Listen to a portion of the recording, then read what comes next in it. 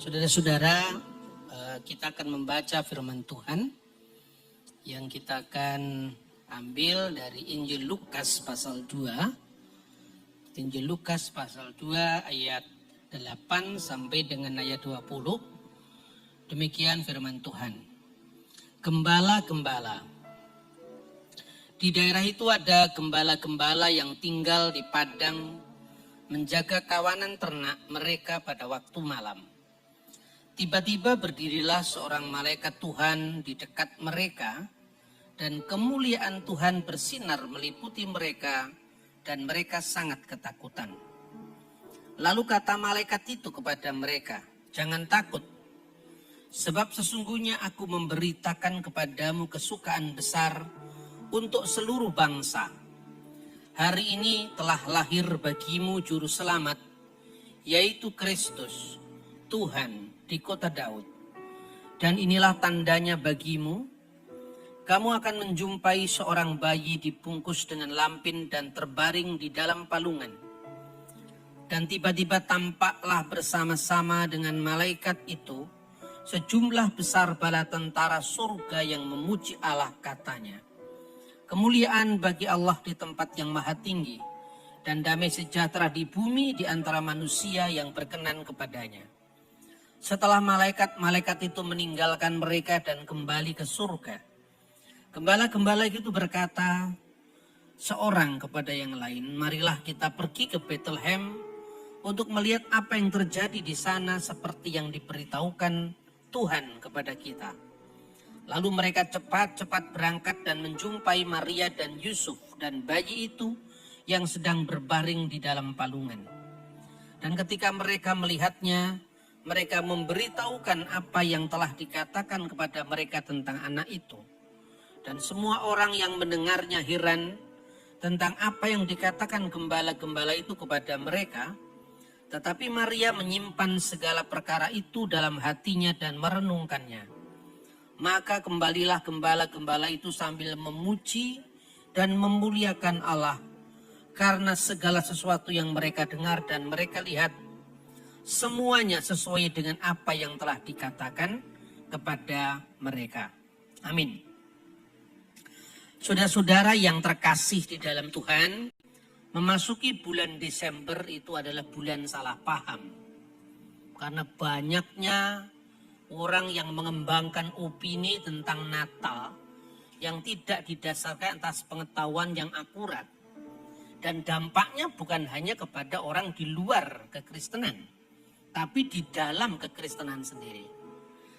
Salah satu yang dikembangkan itu sebetulnya itu bukan hal yang lama ya, itu hal yang baru.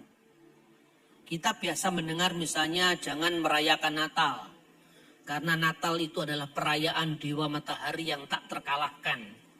Namanya adalah Natalis Sol Invicti. Jadi Natalis itu adalah kelahiran, Sol itu dewa matahari, Invicti yang tak terkalahkan. Itu teori yang sebetulnya dimunculkan oleh orang modern. Teori itu pertama kali muncul tahun 1743 Masehi. Kalau di Jawa itu zamannya Pakubuwono itu. Jadi sebelum tahun itu di seluruh gereja barat dan timur tidak ada yang meragukan perayaan Natal. Tetapi karena kuatnya penetrasi teori itu di kalangan para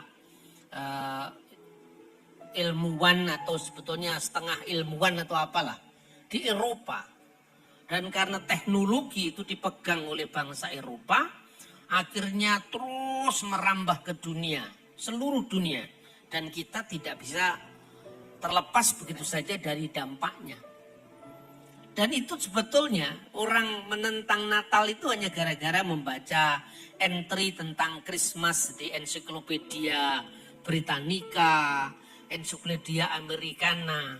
Jadi kalau saudara membaca sejarah, apa saja termasuk sejarah Indonesia, saudara tidak bisa memahami pemikiran seorang Hatta, Muhammad Hatta, salah satu proklamator kita, wakil presiden, hanya membaca ensiklopedia umum. Kita perlu membaca sumber primer tentang catatan-catatan akurat tentang Muhammad Hatta. Tidak bisa hanya sumber umum. Muhammad Hatta adalah Wakil Presiden Republik Indonesia. Pernah menjabat Wakil Presiden bersama Presiden pertama Bung Karno. Tetapi karena perbedaan visi politik akhirnya mengundurkan diri. Pecahlah Dwi Tunggal Soekarno-Hatta. Titik. Hanya itu ensiklopedia umum. Tapi kenapa perpecahan itu terjadi? Kapan terjadi? Apa dampak perpecahan itu tidak pernah dibahas? Maka tidak mungkin kita hanya memahami sejarah sepotong-sepotong. Ya kan saudara-saudara? Begitu juga Natal. Jadi kalau kita lihat ya secara historis sebelum kita membahas ayat demi ayat ini. Perayaan Natal pertama kali itu dirayakan di Roma. 24 Desember itu sudah ada perayaannya di Roma. Pada zamannya Paus Telesphorus. Itu tahun 126. Kalau kita membaca sejarah ya. Rasul yang paling akhir meninggal di antara 12 Rasul Kristus itu adalah Yohanes, anak Yepedeus. Di Efesus dan peninggalannya sampai sekarang ada. Itu tahun 96 Masehi. Hitung sekarang. Dari tahun 96 sampai tahun 126. Itu hanya berjarak 30 tahun. Masa kita tidak percaya? Yang 30 tahun jaraknya dengan saksi mata. Dengan tahun 1743. Ini sudah sangat jauh. Jauh darinya. Sudah terlalu jauh. Kita pun percaya tanpa reserve. Iya toh? Ini bukan sumber sejarah primer. Tetapi sumber sekunder bahkan tersier. Tidak bisa dipercaya. Kenapa awal penentangan Natal? Itu gara-gara orang Protestan anti Katolik. Dimanapun juga orang benci yang berlebihan itu menimbulkan bencana. Karena setiap kebencian ada di situ iblis hadir. Dan kemudian memecah belah gereja. Saya ini susah payah sebetulnya menjelaskan ini. Saya tidak hanya bicara di forum-forum Kristen. Misalnya karismatik, Protestan. Saya juga beberapa kali bahkan sering mengajar di komunitas-komunitas perguruan tinggi Katolik, bahkan saya pernah memberikan homili di gereja Katolik. Orang tidak memandang saya Katolik atau tidak, tetapi karena tema yang saya sampaikan itu adalah tema bersama kekristenan. Ya kan? Nah, terus kemudian basic kita ini adalah gereja-gereja kuno. Dan gereja kuno tidak hanya gereja Katolik loh, jangan salah paham. Untuk pertama kali orang-orang pengikut Yesus disebut Kristen di mana? Kisah Rasul pasal 11 ayat 26 di Antioquia. Antioquia itu Syria, itu gereja ortodok. Gereja pertama muncul di Yerusalem tahun 33 Masehi. Ya, di bawah pimpinan Rasul Yakobus. Makanya di Kisah Rasul, soko guru di gereja itu adalah Rasul Petrus, Yakobus. Karena Yakobus termasuk dan Yohanes. Setelah kemudian Tuhan panggil Rasul Paulus untuk menjadi rasul bagi bangsa-bangsa lain. Setelah itu Injil berkembang di Roma. Lalu berkembang di Alexandria melalui Rasul Markus ya. Setelah itu muncul yang namanya skisma. Skisma itu perpecahan gereja. Perpecahan pertama itu tahun 451.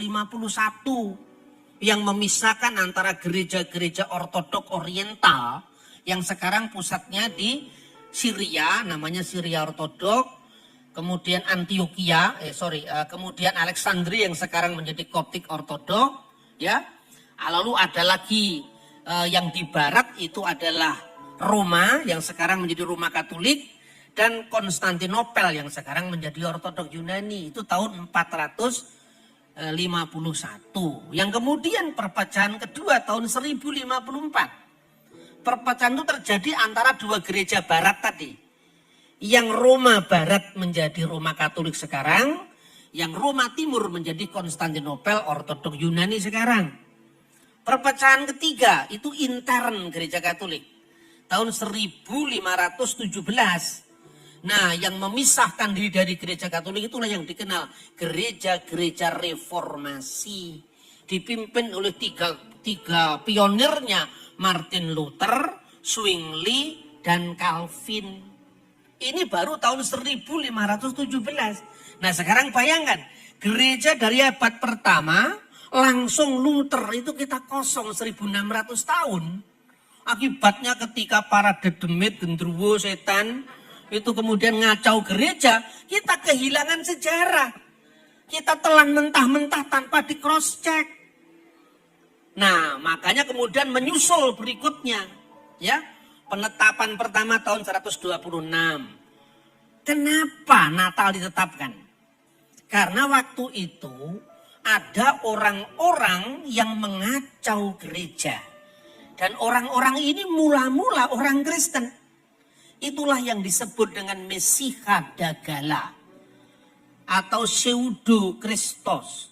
Atau Anti Kristos. Kalau kita membaca di dalam 1 Yohanes pasal 2 ayat 18. Ada dua sosok Anti Kristus.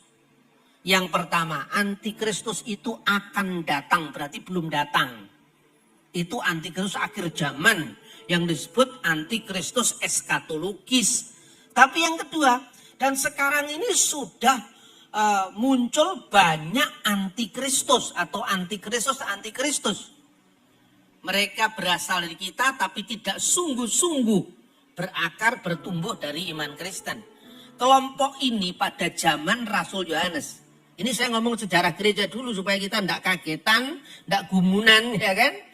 Nah, itu di wilayah Efesus. Itu ada seorang pengajar sesat. Namanya Kerintus, bukan Korintus. Kalau Korintus nama kota, kalau Kerintus nama bidat. Mengajarkan bahwa sesungguhnya Yesus itu tidak benar-benar jadi manusia.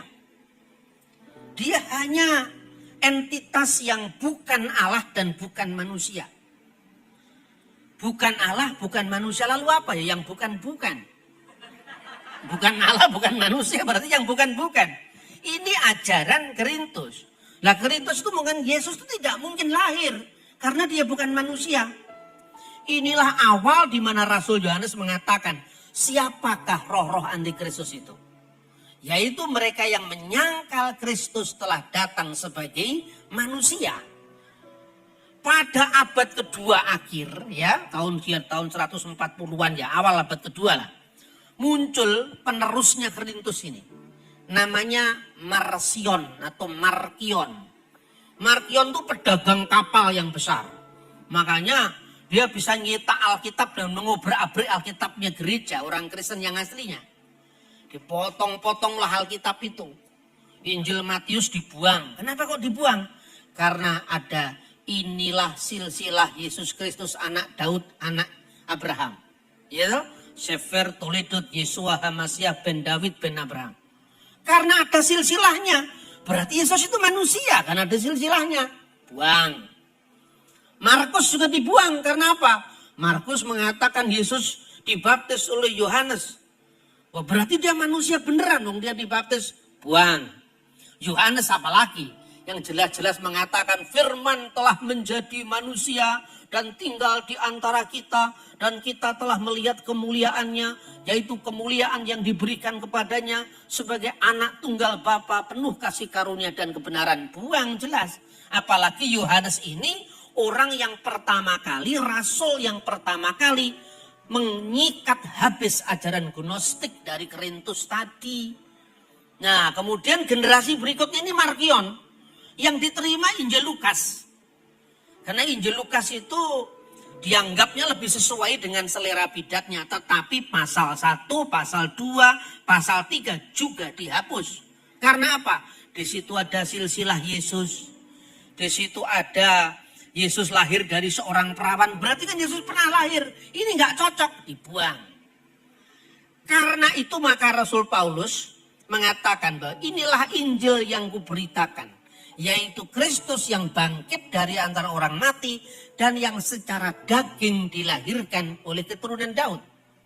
Berarti ingatlah inilah Injil yang kuberitakan. Berarti apa? Yang diingat bukan sekedar perjamuan kudus. Kan ingatlah ini sebagai peringatan akan daku gitu kan. Tetapi juga Paulus mengatakan ingatlah dia yang secara daging lahir dari keturunan Daud. Berarti apa yang diingat bukan hanya Paskahnya, tetapi Natalnya. Tetapi pada abad pertama tantangan tentang bidat ini belum muncul. Baru muncul di abad kedua. Akhirnya gereja mulai merayakan kelahirannya. Toh karena kelahirannya bisa dihitung. 30 tahun setelah Saksi Mata meninggal, tahun 126 dirayakan di Roma.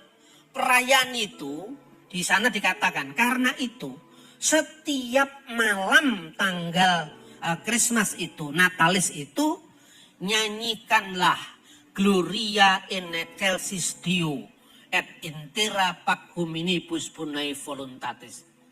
Itu tahun 126. Sampai sekarang kita nyanyi Gloria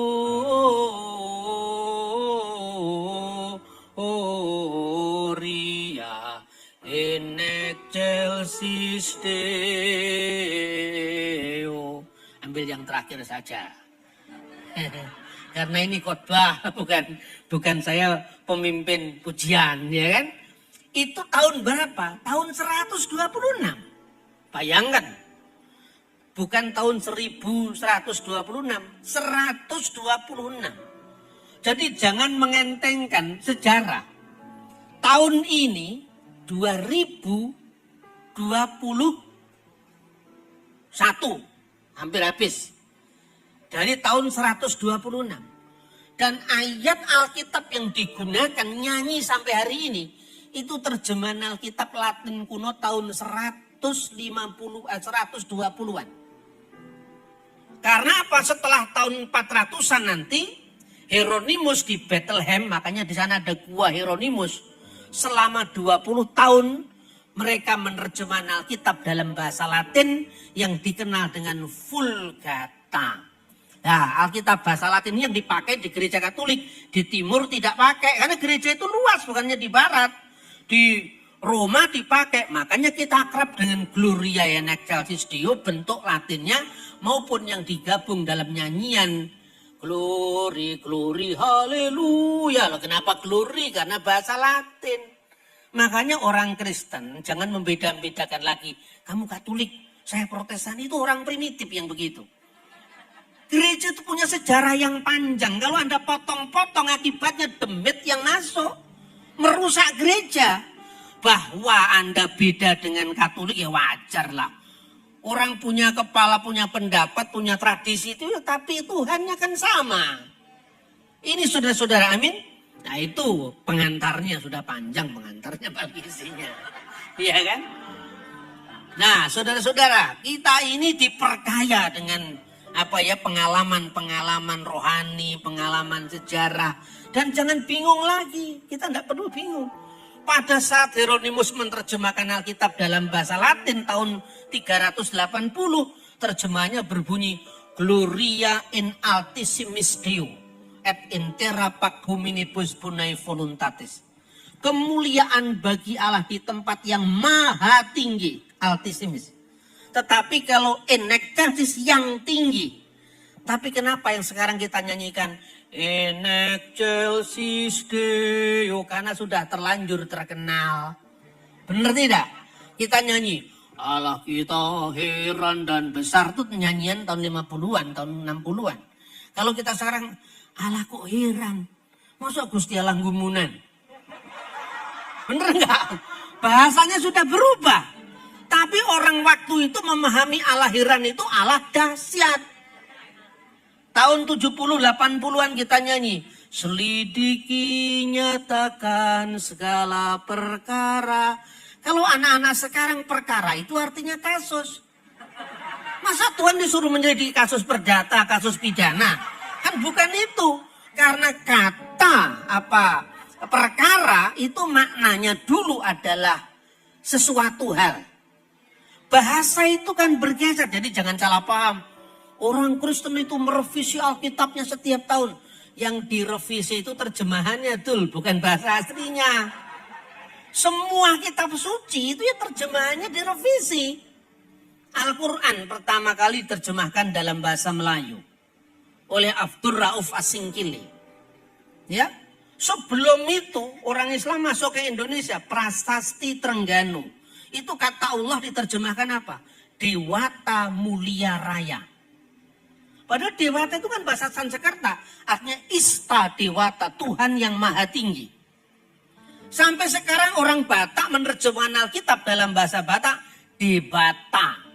Kata Debata itu dari kata Dewata seperti kata vihara menjadi biara. Ya kan? Ini soal bahasa, jadi kadang-kadang orang Kristen tuh kacau soal bahasa, isinya dia lupa. Dia mempersoalkan apa Tuhan yang benar itu namanya Yahweh atau namanya siapa. Dia lupa bahwa orang Yahudi tidak pernah ngomong Yahweh. Orang Samaria pun sekarang juga kalau mengatakan misalnya Shema Yisrael tertuliskan YHWH. Yod, He, Vav, He. Tidak pernah dibaca Yahweh. Kalau orang Yahudi membaca Adonai. Kalau dalam doa. Kalau dalam percakapan biasa Hashem.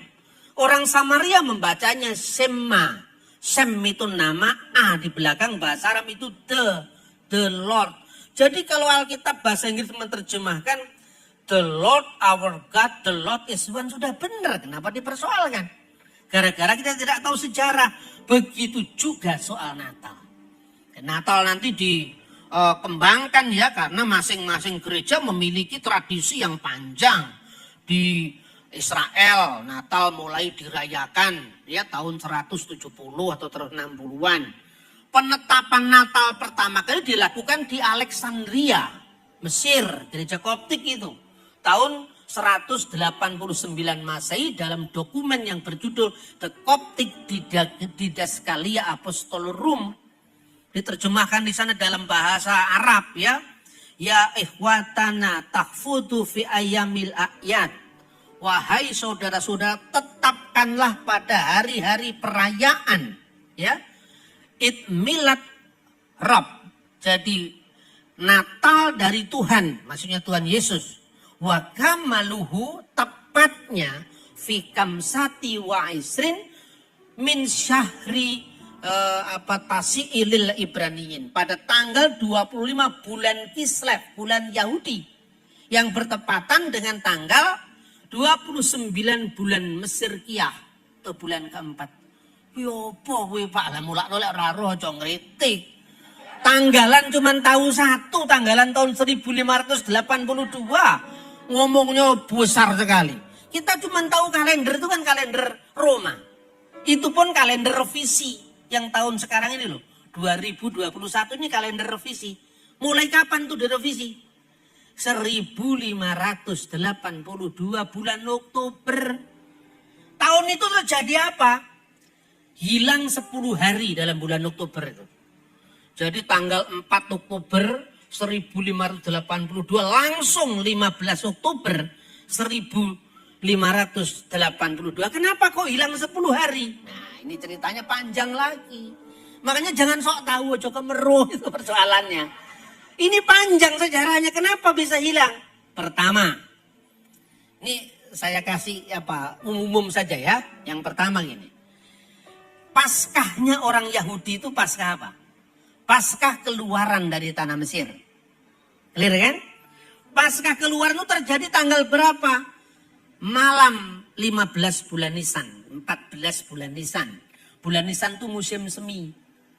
Itu saat bulan purnama dirayakan. Makanya Paskah Yahudi harus jatuh di saat bulan purnama. Paskah Kristen tidak lagi mengacu pada keluaran dari tanah Mesir. Tapi ketika Yesus merayakan perjamuan Paskah, dia masih merayakan menurut kalender Yahudi. Yesus memecah-mecahkan roti, membagikannya. Tapi di situ ada perbedaan. Yesus tidak lagi mengatakan ketika memecah-mecahkan roti itu orang Yahudi kan mengatakan begini. Halahma annia diakalu afaktana bi'ar'a Misrayim. Inilah roti sengsara yang dimakan nenek moyang kita di Mesir. Baca Alkitab Perjanjian Baru, Yesus pernah ngomong begitu? Inilah tubuhku yang dipecah-pecahkan. Berarti apa? Paskah Kristen itu merupakan penggenapan dari Paskah Yahudi. dan jatuhnya hari Minggu. Hari pertama minggu itu ketika kami memecah-mecahkan roti, bukan lagi bulan purnama. Bulan purnama tinggal jadi lagunya Bang Haji Rhoma Irama. Malam bulan purnama, ya kan? Kristen nggak terikat lagi sama bulan purnama ini, ya toh? Nah di Roma itu dilakukan beda dengan yang di Asia kecil. Karena di Asia kecil begini, dia teringat loh Tuhan Yesus dulu mengatakan apa? Jadikanlah semua bangsa muridku. Nah kalau semua bangsa kan berarti kalendernya juga. Nggak usah jauh-jauh. Islam masuk ke Indonesia kalendernya Saka Hindu. Baru kira-kira 350 tahun setelah pakai kalender Saka, Sultan Agung Hanyokrokusumo menetapkan kalender baru untuk mendamaikan kalender Hindu dan kalender Hijrah tahun 1633 tanggal 8 Juli di Astana atau makam Sunan Tembayat. Itu sejarah, saudara-saudara. Jadi kenapa kita mempersoalkan kalender? Karena kalau kamu mengabarkan Injil kepada bangsa-bangsa lain, otomatis bahasanya berbeda, budayanya berbeda, sistem kalendernya berbeda. Nah, di Roma ini, dia melihat begini, ya kalau gitu kita ini kan dari akarnya Yahudi, maka kita harus tetap bulan purnama. Tahun depannya geser beberapa hari. Loh ini enggak bulan purnama, kalau gitu digeser supaya bulan purnama. Tunggu hari Minggu yang bulan purnama. Lama-lama sampai tahun 1580-an 10 hari yang hilang. Makanya Paus bingung, Paus Gregorius bingung kalau gitu dipotong saja, dimajukan. 4 Oktober 1582 langsung. Jadi tahun itu enggak ada tanggal 5 Oktober, 6 Oktober enggak ada, langsung 15 Oktober. Sudah, itu satu. Kasus kedua apa? Kasus kedua, setiap tahun itu punya selisih 11 menit. Selama 100 tahun, kalau setahun 11 menit, itu bisa jadi sehari. Kemudian tahun 1600 selisih sehari, 1700 selisih sehari, 1800 selisih, karena menitnya nggak dihitung. Akibatnya ada selisih 13 hari. Itulah sebabnya gereja kuno di timur dan di barat dulu merayakan Natal tanggal 25 bulan Yahudi Kislev sama dengan 25 Desember tahun 5 sebelum tahun ini. Karena tahun ini juga selisih 5 tahunan. Kemudian sama dengan 29 bulan Mesir Kiyah. Semua gereja sama, timur barat sama. Tetapi setelah tahun 1582 terpaksa Natalnya maju. Makanya di gereja barat sekarang ini 25 Desember. Mestinya masih 15 Desember. Karena dipotong harinya tadi. Di gereja timur yang pakai kalender Julian, itu masih memakai kalender yang lama. Inilah 25 Desember. Jadi 25 Desember di gereja timur masih akan jatuh di bulan Januari nanti. Rumit apa enggak? Rumit, makanya ojo ngritik, itu saja. Sudahlah ke gereja baik-baik saja, enggak usah terlalu banyak cakap. Karena memang modalmu untuk cakap tidak ada, kecuali kalau kita belajar. Benar apa tidak? Nah saudara-saudara, makanya terus itu berkembang. Berkembangnya apa? Bagaimana sekarang pada musim dingin ada gembala-gembala yang menggembalakan dombanya di padang pada waktu malam. Ini tidak masuk akal.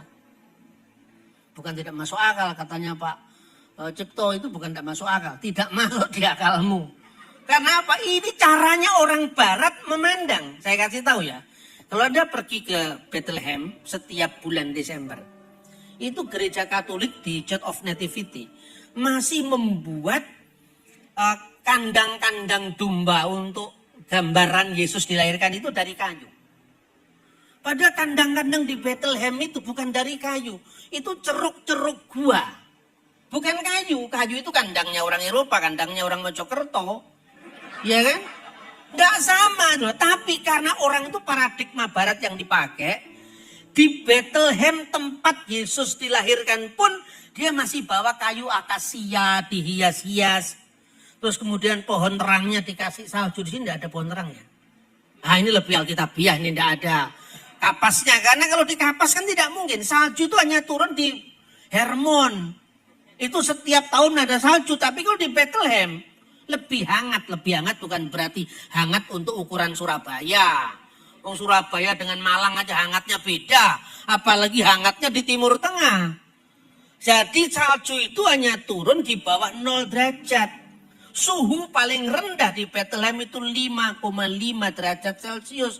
Itu belum turun salju. Kecuali kadang-kadang salju tipis kiriman dari utara gitu loh.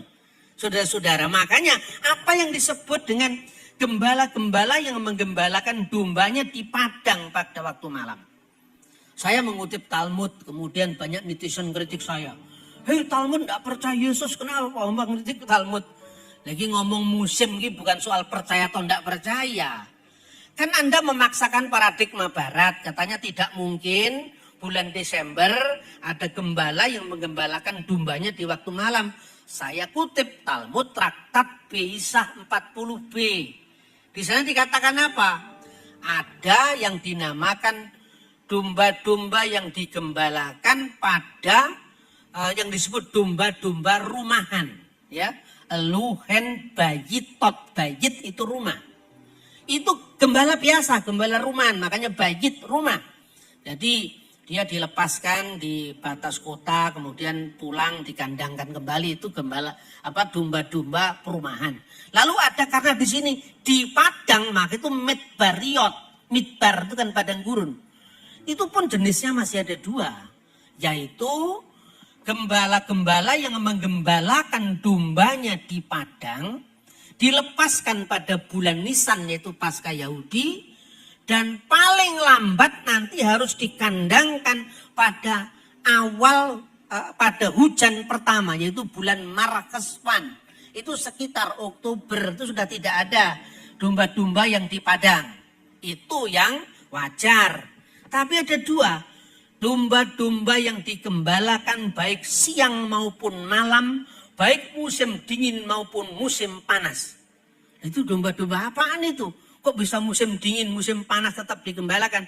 Itu domba-domba di Migdal Eder. Nah, apa itu Migdal Eder? Artinya menara kawanan domba. Pertama kali itu disebutkan misalnya di dalam kitab Kejadian pasal 35 ayat 21 ya, di mana di sana dikatakan demikian Rahel mati, itu pasal 35 ayat 19. Demikianlah Rahel mati lalu dikuburkan di sisi jalan ke Efrata yaitu Bethlehem. Ya, Kejadian pasal 35 ayat 19. Lalu di ayat 21 dikatakan setelah itu berangkatlah Israel lalu memasang kemahnya di seberang Migdal Eder. Migdal Eder itu tempat yang sangat bersejarah karena disitulah ketika bangsa Israel menangisi ibunya yang namanya Rahel yang melahirkan putranya dan meninggal di situ. Sejak saat itu mereka mengharapkan Mesias Israel yang akan datang. Dan pengharapan itu terus menerus digemakan seperti misalnya dicatat dalam Mika pasal 4 ayat 8. Wahai engkau menara kawanan domba, hai bukit putri Sion, kepadamu akan datang dan akan kembali pemerintah yang dahulu, kerajaan atas putri Yerusalem. Jadi pengharapan tentang Migdal Eder itu bergema di sepanjang Alkitab Perjanjian Lama. Makanya di dalam buku terjemahan Alkitab dalam bahasa Aramaik yang dilakukan oleh para rabi-rabi Yahudi namanya Targum. Targum Yonatan, ya, itu menyebutkan kata-kata yang di dalam bahasa Ibrani Ve'atah Migdal Eder. Wahai engkau Migdal Eder diterjemahkan dengan apa? Ve'at Mesiha di Israel. Wahai Mesias Israel. Jadi Migdal Eder itu lambang Mesias Israel. Maka dalam Targum Yonatan dari kitab Kejadian pasal 35 ayat 21, Migdal Eder tempat di mana nanti Mesias menyatakan diri pada hari-hari terakhir. Hari-hari terakhir itu hari-hari di mana Tuhan menggenapi janjinya kepada Abraham, olehmu semua kaum di muka bumi akan mendapatkan berkat. Ini bukan berkat sehari-hari. Berkat bagaimana kita bisa mengembalikan tanggungan-tanggungan rumah tangga kita, hutang-hutang kita, bukan. Tapi the messianic blessing, yaitu berkat keselamatan lahirnya Sang Mesias yang akan lahir dari keturunan Abraham melalui Ishak, melalui Yakub. Makanya orang Yahudi kalau berdoa, Baruch atah Adonai Eloheinu melek haolam. Terberkatilah engkau ya Tuhan, Allah yang kami sembah, Elohe Abraham, Allah Abraham, Elohe Yitzhak, Allahnya Ishak, Elohe Yakub, Allahnya Yakub. Makin Abraham perisai Abraham. Apakah Ismail tidak dilibatkan? Tidak. Bukan karena Tuhan tidak sayang Ismail. Karena Ismail bukan jalur mesianik. Sekalipun Israel itu diberkati sama Tuhan, dijadikan bangsa yang besar, tetapi yang disebut anak tunggal Bekor adalah Ishak. Karena apa? Ini nanti bisa dibuktikan bukan dari Alkitab. Dari arkeologi pun, penemuan naskah-naskah kuno, hukum di zaman Abraham, prasasti, nusi, undang-undang Lipit Istar, yang disebut anak tunggal, itu bukan dari anak hamba. Jadi itu memang bukti sejarah, saudara. Makanya dari Allah Abraham, Allah Ishak, Allah Yakub itu hanya Mesias akan lahir dari jalur ini. Perhatikan, cermati kitab suci. Abraham diberkati sebagai bangsa yang besar. Ismail juga diberkati jadi bangsa yang besar. Ishak, Yakub diberkati bangsa yang besar. Sama, bangsa besar. Tetapi kata-kata olehmu semua kaum di muka bumi akan mendapatkan berkat hanya diberikan kepada Abraham, diulang kepada Ishak, diulang kepada Yakub, tidak kepada Ismail. Ini Alkitab yang bicara, saudara-saudara. Jadi semua ada fakta sejarahnya.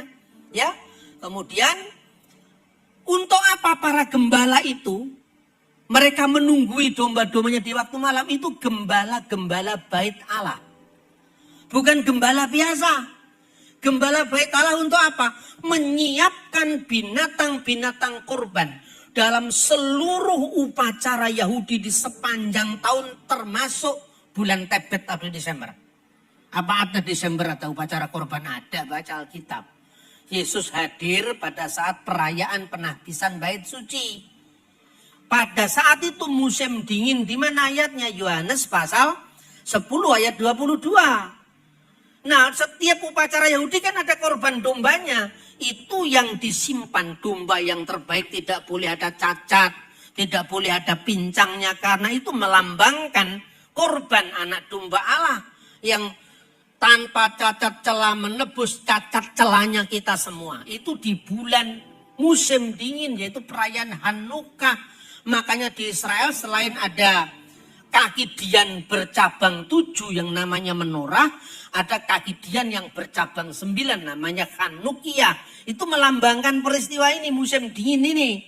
Nah, karena itu domba-domba itu digembalakan oleh gembala-gembala khusus di bait Allah. Dan tempatnya di mana Migdal-eder itu?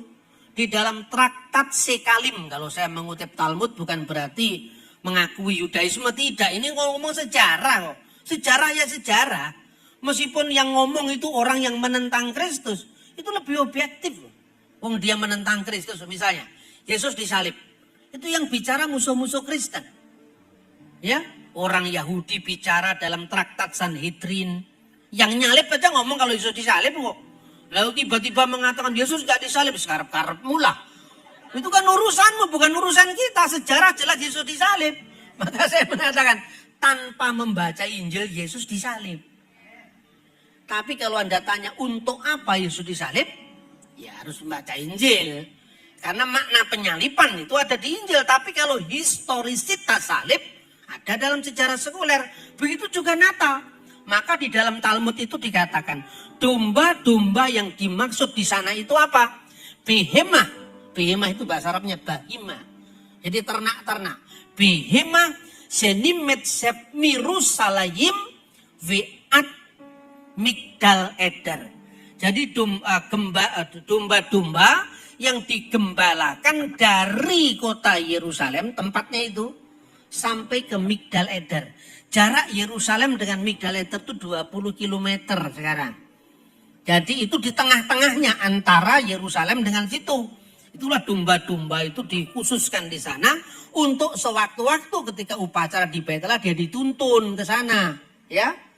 Sampai sekarang tempat itulah yang dinamakan Padang Gembala.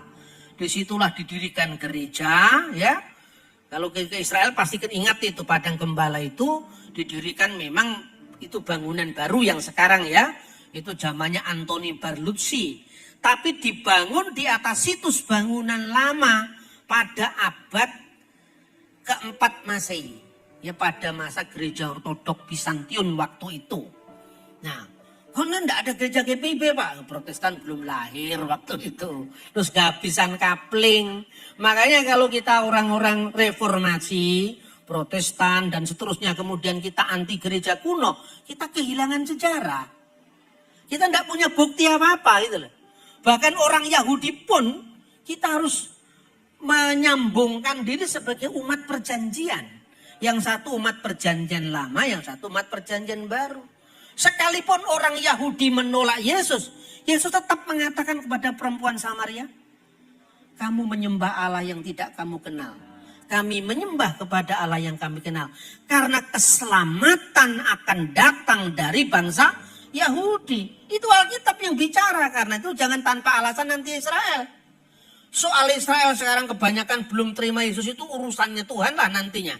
Tuhan pasti bekerja, ya, dan kita juga menjadi rekan sekerja Allah dalam mendatangkan kerajaannya. Terakhir, apa beritanya sekarang? Beritanya, hari ini telah lahir bagimu Kristus Tuhan di kota Daud. Mesias itu ada 3, ya, jabatan.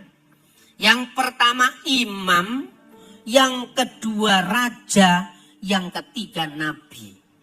Mana bukti di sini kalau Mesias itu terkait dengan imam? Gembala-gembala tadi. Makanya hadirnya gembala-gembala di situ yang menunggui ternaknya di waktu malam itu membuktikan salah satu aspek dari kemesiasan Yesus, yaitu imam besar. Maka Yesus disebut imam besar perjanjian baru.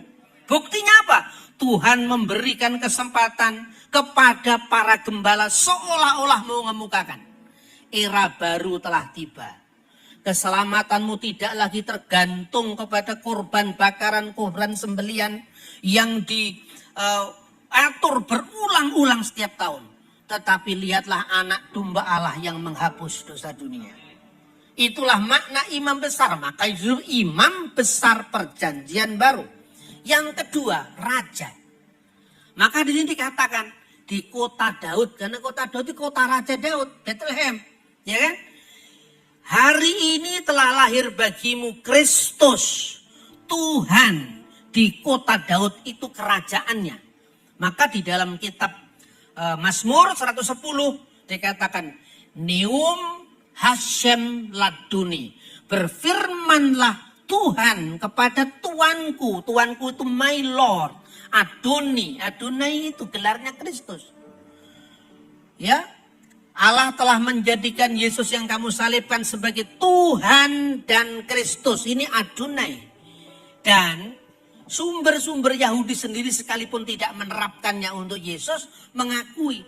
Mazmur pasal 110 ayat 1 itu berbicara tentang Raja Mesias yang akan datang. Ini kerajaannya. Yang ketiga sebagai nabi. Dan nabi ini sosok hamba Tuhan yang menderita. Makanya simbolnya pun ada 3. Persembahan orang Majus itu loh. Memberikan emas, kemenyan, dan mur. Emas itu lambang apa? Lambang kerajaan. Raja. Kemenyan itu lambang apa? Ukupan di bait Allah. Imam besar. Mur itu simbol penderitaan. Makanya ketika Yesus dianiaya, disalibkan itu orang mencampur minyak dengan mur. Itu gambaran tentang penderitaan Kristus. Ini 3 aspek terpenuhi semua di dalam kisah pewartaan malaikat kepada para gembala. Dan para gembala akhirnya apa? Percaya dia kemudian menemui Yesus ya, yang dibalut dengan kain lampin. Di sana ditemui ibunya Maria dan Yusuf di Bethlehem. Kita mendapatkan berita dan bertindak mengimani berita itu. Dan kita menyongsong Tuhan di Bethlehem. Begitu juga iman kita orang percaya. Kiranya renungan dari firman Tuhan ini semakin memantapkan iman kita kepada Kristus. Bahwa apa yang tertulis dalam kitab suci itu ya dan amin. Benar adanya.